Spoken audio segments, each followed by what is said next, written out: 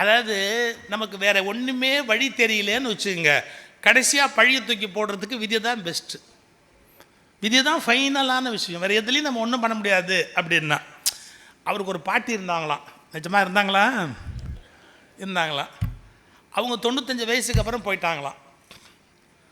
அப்படி போனதுக்கப்புறம் துக்கம் விசாரிக்கிறதுக்கு எல்லாம் வருவோம் பார்த்தீங்களா, அது மாதிரி துக்கம் விசாரிக்கிறதுக்கு அன்னைக்கு விட்டுருங்க, அன்னைக்கெல்லாம் முடிஞ்சு போச்சு.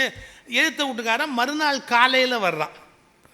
ஏன்னா சில பேர் குளிக்கிறதுக்கு முன்னாடி யாராவது செத்து போனால் துக்கம் கேட்க வரமாட்டான், மறுநாள் குளிக்கிறதுக்கு முன்னாடி வந்து கேட்டுட்டு போனால் தான் வசதி அப்படின்னு மறுநாள் குளிக்கிறதுக்கு முன்னாடி துக்கம் கேட்குறதுக்கு வர்றான்.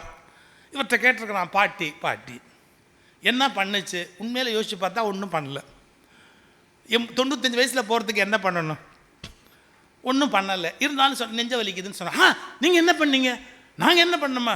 உடனே ஒரு காரை வச்சுக்கிட்டு தஞ்சாவூர் பெரிய ஆஸ்பத்திரி கூப்பிட்டு போகலான்னு. நீ எல்லாம் படித்தவனா?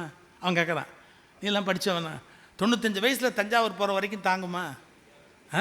உள்ளூரில் ஒரு டாக்டர் இருக்கார், அவர்கிட்ட காட்டணுங்கிற அறிவு இல்லை, இப்படி பாட்டியை கொண்டுட்டீங்களேன்னா.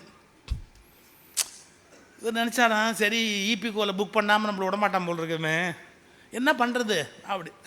அவன் போயிட்டான்.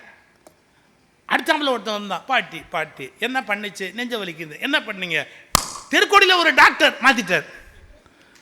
தெருக்கோடியில் ஒரு டாக்டர், அவரை போய் பார்க்கலாம் அப்படின்னு போனேன். அவன் கேட்டான், படித்தவனா நீ? தெருக்கோடி டாக்டர் யமனுக்கு ஏஜென்சி எடுத்திருக்காய, நீ போய் அவங்ககிட்ட காட்டி பாட்டியை கொண்டே போட்டிய. ஸோ இன்றைக்கி நம்மளை அரெஸ்ட் பண்ணாமல் விடமாட்டாங்கன்னு முடிவு பண்ணிட்டார். எப்படி? தெருக்கோடி டாக்டர்கிட்ட காமிச்சு பாட்டியை கொண்டே போட்டிங்களே அப்படின்னு. மூணாவதாக ஒருத்தன் வந்தான், பாட்டி என்ன பண்ணுச்சு? ஒன்றும் பண்ணல. இப்போ அதுக்கு மேலே நம்ம எப்படி ப்ரொசீட் பண்ணுவோம்? பாட்டி என்ன பண்ணுச்சு? ஒன்றும் பண்ணல. அப்புறம் எப்படி போச்சு? விதி. நேரம் வந்தால் நீயும் போகணும், நானும் போகணும். வேற வந்தால் அப்படி தான், எல்லாரும் விதி வந்தால் போக வேண்டியது தான் அப்படி.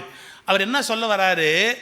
அன்ஆன்சரபிள் கொஸ்டின்ஸ், உங்களால் முடிவு சொல்ல முடியாத விஷயங்களை எல்லாம், விடை காண முடியாத வினாக்களுக்கெல்லாம் விதி என்பதை ஒரு முற்றுப்புள்ளியாக நாம் பயன்படுத்தி கொண்டிருக்கிறோம்.